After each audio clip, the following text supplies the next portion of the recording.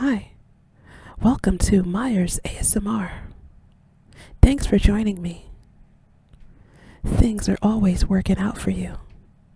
Things are always, always, always working out for you.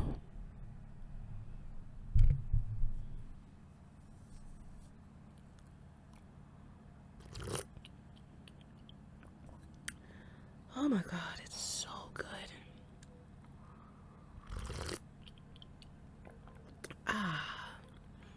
This is my Taylor's Christmas Spice Tea, which I drink all year round because it's so good.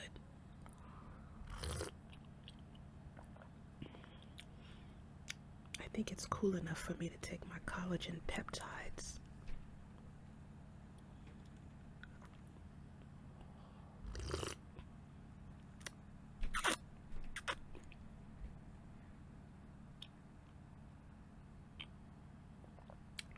That's a big pill.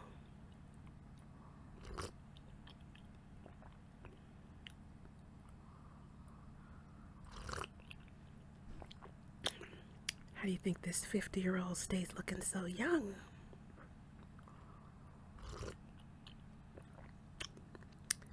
I do think the collagen peptides play a role. Not all the credit, but they help. I mean, look at this body. Look at this skin. My nails would be way longer if I wasn't filing them all the time for guitar. But let's get into what women want. Yippee! I'm so excited to start reading this because I want to know if they know what women want. Let's see, who is this written by? Seems like it's written by two men. Okay, let's see what they know, what they're talking about. It's called A Man's Guide, What Women Want, What Every Man Needs to Know About Sex, Romance, Passion, and Pleasure, by Laurence Ray Staines and Stefan Bechtel. Well, let's not waste any more time. Oh, I got this from Strand Bookstore in New York yesterday, which I just love. Well, first off, I love bookstores in general because me and my family have a whole history with bookstores. Barnes and Noble was our cheap, free entertainment on a Saturday night, okay? You know, my parents had 3 kids, and we just drive down to Barnes and Noble, and that would be our Saturday evening entertainment. You could read for free. They had a cafe. My mom would take her stack of books into the cafe and get her coffee and her cookie, and my dad would be somewhere with his stack of jazz books. And of course, I'd be roaming the shelves for something interesting and incredible. Anyways, so that's my history, and I just love it. I love books, love books. In fact, I've gotten rid of most of my collection because I just didn't have any room. Anyways, let me get into it.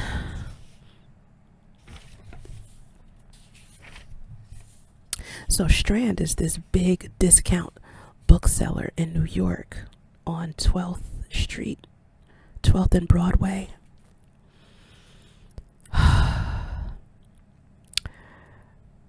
You would think I was in a candy store. Anyways, it says, welcome.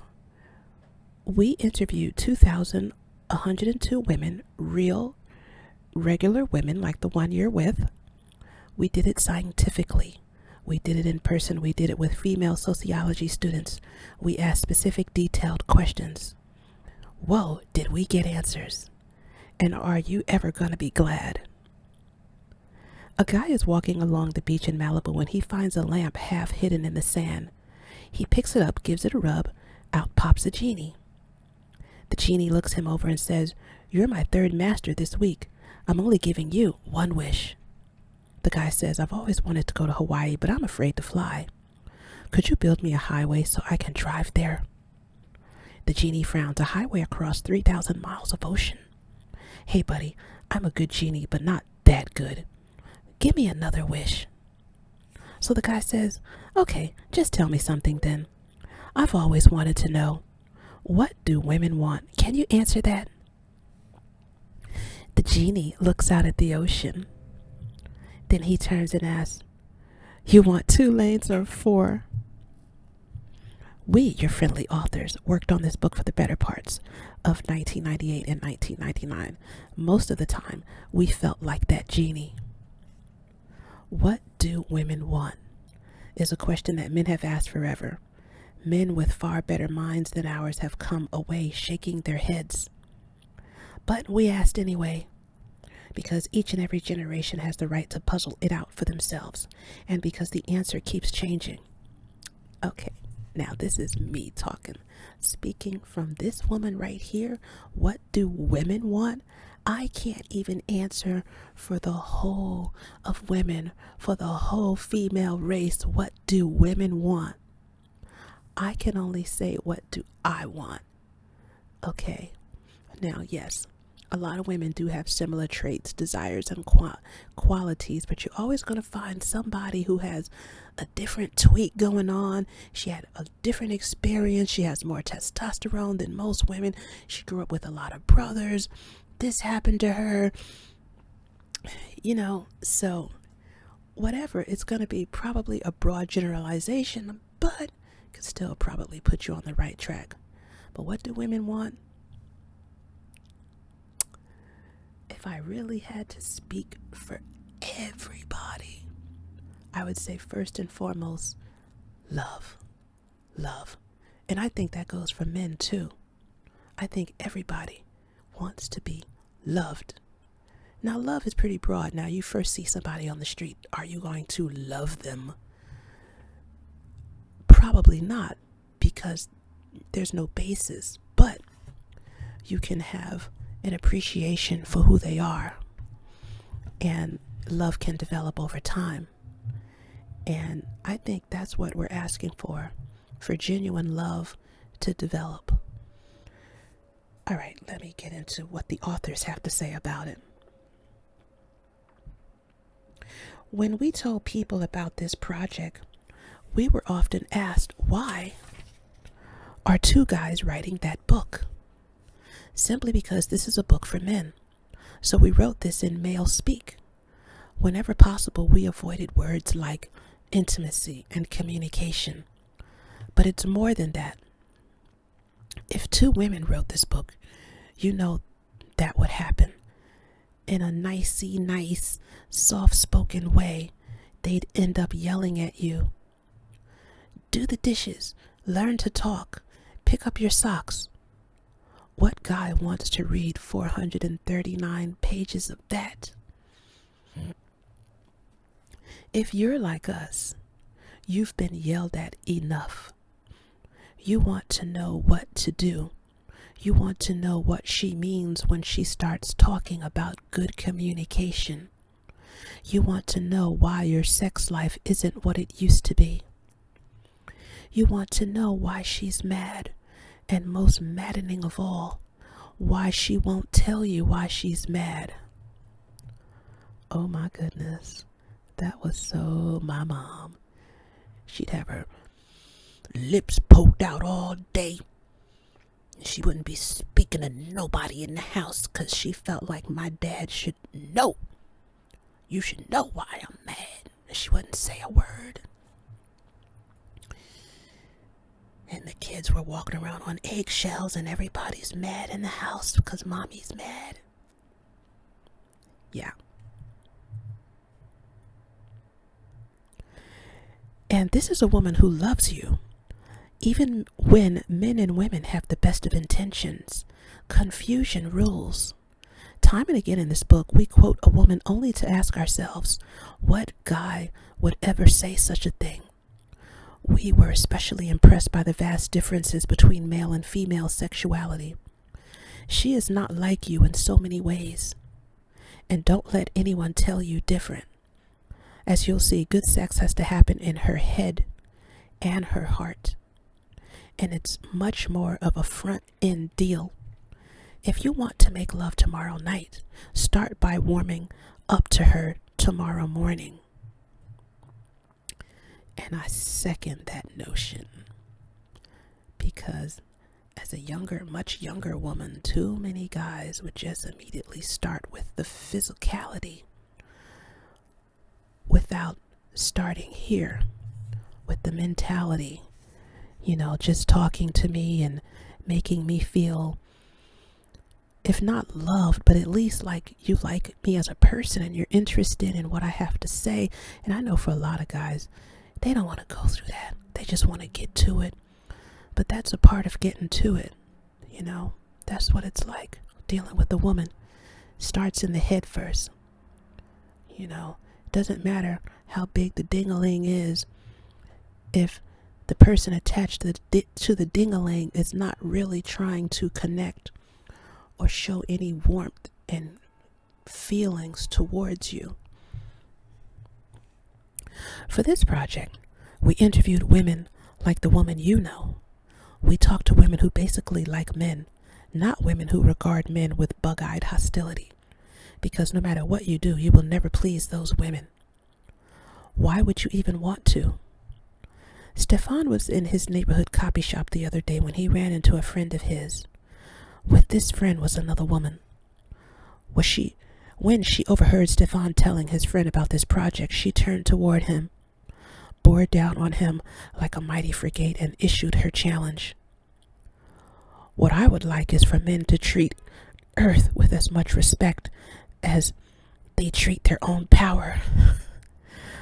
Well, excuse us. Hello and goodbye. Some women want men to be just like them. There's no way.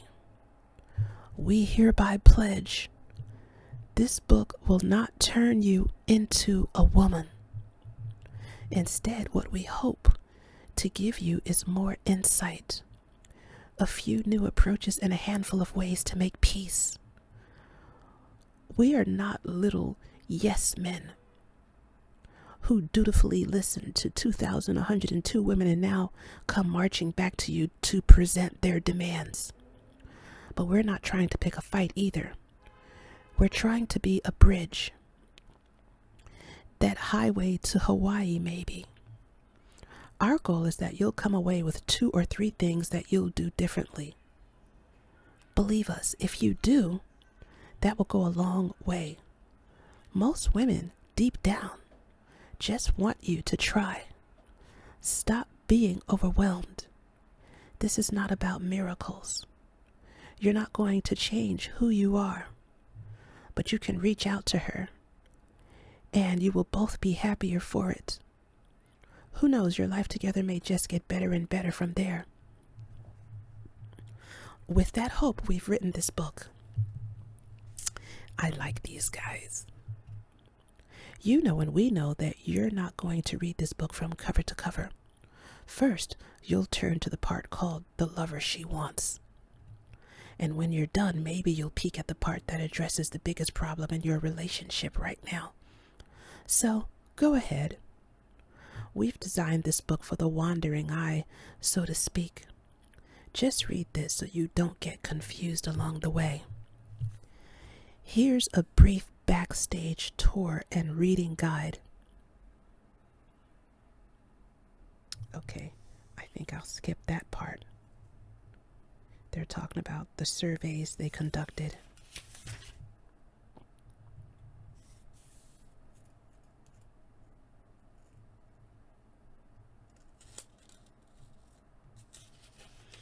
Okay, they're talking about how they did their research, so I'm going to get right into the heart of it. Part 1, Crossing the Great Divide. Chapter 1, More Different Than Alike. You still can't figure out women? Well, guess what? They still can't fathom you. Of all of the differences between the sexes, there are 3 that annoy most women, most days of the week. They have to do with talking and feeling, and well, talking about feelings. I work with probably 95% women, and it's a big place.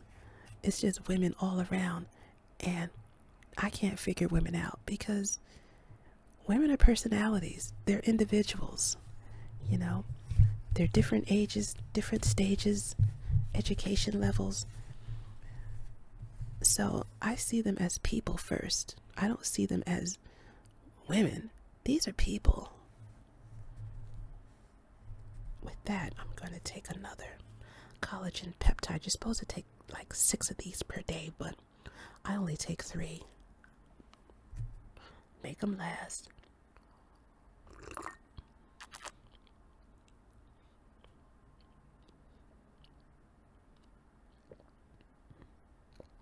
Just like a good relationship, you want to make it last. No, I'm not talking about that silly, antiquated notion of till death do us part. That doesn't even sound pleasant. Why would you be thinking of death at the beginning of something? It sounds like a sentence. It doesn't sound like something that you look forward to, till death. Who can make such a crazy promise? All you can do is do your best and have fun along the way. That's pretty much all you can promise anybody. It doesn't have to last forever. Sometimes it shouldn't.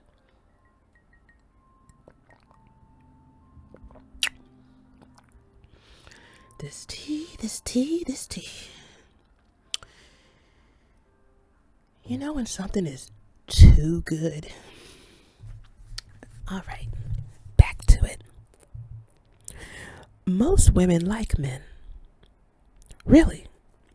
Despite the bobbit jokes, and despite the fact that they read books with titles like How to Dump a Guy, No Good Men and Why It's Always the Guy's Fault. They want us, and they want to get along with us just as we want them. It's true. Women really do like men. I know when I was in my 20s and I remember being with a guy, it could have even just been my brother. Maybe me and my brother were in the car, and just any guy. It could be somebody I was going to lunch with that I worked with, and I would see these jealous eyes from the other women. And I'm like, wow, whew, it ain't that deep. So yeah, women want you. To the point that they will claw another woman over a guy.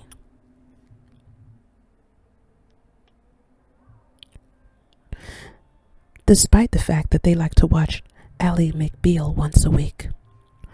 But how? On that point, they're stuck. They're as clueless as we are. They're stumped by the great divide. And most of them have come to the sorry conclusion that men and women are more different than alike. Take Vanessa, for instance. She's a 42-year-old interior designer from California. For her, the great divide is as clear as Rocky Mountain air. My last husband was a doctor. We like to ski. We were skiing in Aspen one Christmas, and we had just gotten on the hill when I blew my knee on a mogul field. I fell, and all of a sudden, I hear this big pow. I try to stand on it, and I can't. And I'm looking at the bottom of the mogul field, and he's there waving me down. Come on, hurry up, we just got here. So I slid all the way down on my good knee, and I said, I think I blew my knee. I can't stand on it or anything. And he says, lay down, take off your ski. He's rotating my whole leg 360 degrees. And he says, yeah, you tore your ACL. I say, what are we gonna do? He says, ski down to the next chairlift. So I skied down on one leg while he was waiting very impatiently for me to catch up with him. Okay, he says, take the chairlift up to the top so they can put you on the gondola, and I'll see you later. And I said, wait a minute, if you leave me here when I get down to the bottom, I'm not seeing a doctor, I'm seeing a lawyer. He finally helped her down the hill, but the incident was the beginning of the end of that marriage. There was no sympathy there at all. Vanessa said, looking back on it. If that had been a woman I was skiing with, she'd have said, "Oh my God, your arm is hurt too. Let's get the ski patrol." She would have been sympathetic. Women talk to each other. They're caring. They're listeners. They discuss each other's problems. Men talk about sports. That's it. Sports or their jobs. She said. And she has come to a conclusion that goes straight to the heart of this book. Men are totally different from women. And the only way we can deal with each other is by trying to communicate as much as possible. Women don't understand us. Now, you know why she always wants you to talk to her? Maybe, just maybe, she'll come away a teeny bit less flabbergasted. We mystify women. We all do. And at times, we seem so alike in our differences from them that they invent crazy theories for why this is so. Here's Vanessa's. From day one, fathers give their little boys a book to read. It's called The Book of Dicks. It teaches you how to be a guy. That book is given to every little boy in the world. Now, I've never read it, but you can tell when a kid finally has. He changes over from a cute little boy to a guy who has read The Book of Dicks. Now that we've suffered through 30 years of feminism, are relations any better? Hardly. Now we have a new generation of women who grew up playing soccer and basketball, who wear men's boxers and Gap t-shirts and CK1 cologne. And they ponder the age-old question, what makes men tick? As Kristen in Baltimore told us, men are foreigners to us sometimes. How swell if everyone could smile and say, "Viva la différence." As a rule, people don't. Instead, someone starts sleeping on the sofa. Someone like you. Sorry, but you cannot ignore the Great Divide. Ignoring the Great Divide doesn't work. If it did, you wouldn't be reading this book. So, we're going to tackle it right here, right now. You're about to learn that, surprise, it isn't as big or as awful as some women make it out to be. Women, as we know all too well, can generalize and awfulize about men like nobody's business. We'll spare you all that and just break down this dilemma into some approachable pieces. And with that completes the story time for today. Check in for the rest of it.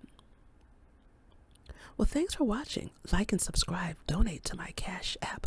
Catch me in the next video. And may you find lasting happiness. Bye.